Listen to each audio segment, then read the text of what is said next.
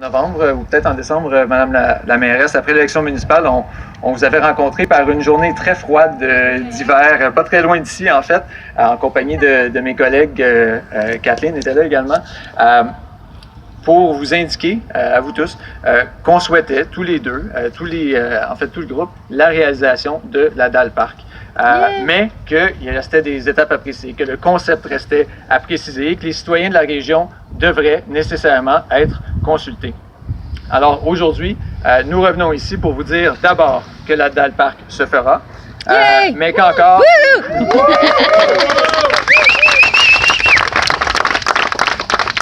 Donc la Dalle Park se fera, mais qu'encore une fois, nous souhaitons le meilleur projet possible pour répondre aux attentes, aux attentes des citoyens. Nous disons également que les gouvernements doivent travailler ensemble à la conception et à la réalisation d'un projet intégré qui ira plus loin que la Dalle Park qui avait été abordée par le passé. Ce que nous souhaitons, c'est un projet qui reliera, oui, les deux communautés par un lien de transport actif, mais qui inclura évidemment l'aménagement des abords du secteur Turcot. Et aujourd'hui, il y a les premiers pas concrets pour la réalisation.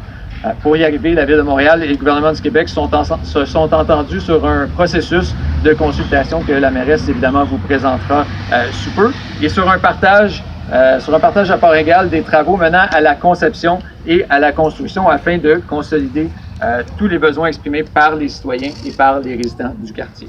So I want to reassure everyone, and the Premier has been clear about this in his public interventions in the past, the Dalle Park will be constructed and we will be partners with the City of Montreal. Woo!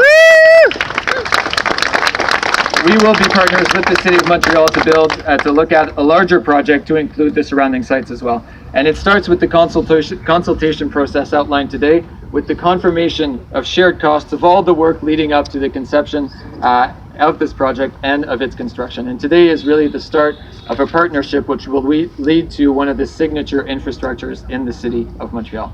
Alors, sans présumer évidemment du résultat des consultations, de ce que les citoyens nous présenteront, le premier ministre lui-même avait exprimé le souhait que son concept retenu soit à la fois utile et architecturalement, intéressant pour devenir un repère visuel de Montréal. Mais il va revenir, évidemment, aux citoyennes, aux citoyens des quartiers avoisinants d'orienter les décisions pour ce projet. Tout le monde ici, de toute évidence, tout le monde ici croit au développement du transport actif. Nous en avons fait la démonstration très claire lors du dépôt de la politique de mobilité durable, qui, elle, touchera l'ensemble des modes de transport, incluant le transport actif, prévoit notamment d'intégrer la planification à l'aménagement du territoire et au transport, et propose une vision d'ensemble de la mobilité selon laquelle le citoyen est au cœur des préoccupations et des engagements, d'où l'importance évidemment d'écouter tous ceux et celles qui voudront bien partager leurs idées. Alors j'invite le plus grand nombre de gens possible, le plus grand nombre de Montréalais possible à participer à ces consultations, à venir nous proposer leurs idées, leurs visions. Et là-dessus, je dois céder la parole à ma collègue Kathleen.